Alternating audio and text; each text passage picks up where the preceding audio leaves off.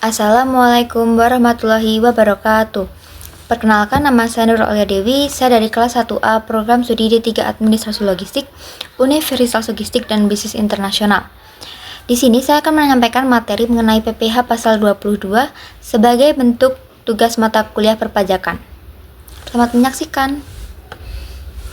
Pernah nggak sih saat beli barang, apalagi lewat instansi atau dari luar negeri, tiba-tiba ada potongan pajak yang nggak kamu sadari?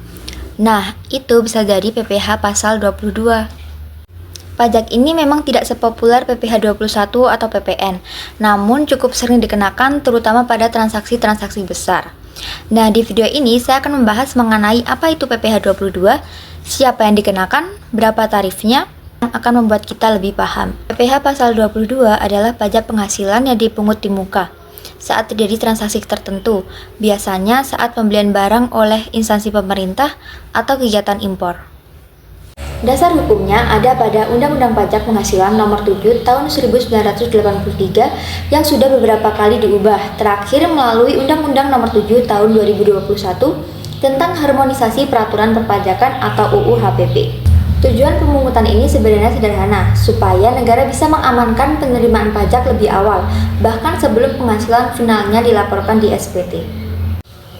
Lalu, siapa saja yang berhak memungut PPh pasal 22 ini?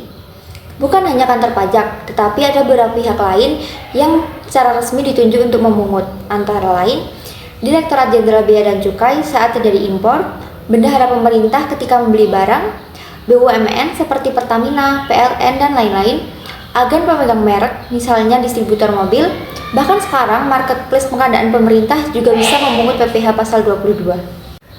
Kemudian, kapan terutangnya? Umumnya saat pembayaran dilakukan atau saat penyerahan barang terjadi, tergantung jenis transaksinya. Objek PPh pasal 22 cukup banyak, antara lain impor barang, penjualan barang mewah, pembelian oleh bendahara pemerintah, penjualan produk tertentu seperti kertas, baja, otomotif, dan pembelian bahan baku oleh industri. Tarifnya pun berbeda-beda, contohnya seperti ini. Jadi, punya NPWP itu bukan sekedar formalitas saja, tapi sangat berpengaruh ke jumlah pajak yang dipungut. Kesimpulannya, PPh pasal 22 adalah pajak yang kelihatannya sepele, tapi sebenarnya penting dalam banyak transaksi, terutama yang bersinggungan dengan pemerintah, BUMN, dan kegiatan impor.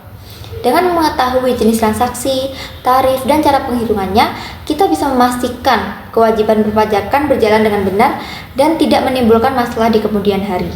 Sekian dari saya, terima kasih sudah menyimak video ini sampai akhir, semoga bermanfaat dan menambah wawasan kita semua. Wassalamualaikum warahmatullahi wabarakatuh.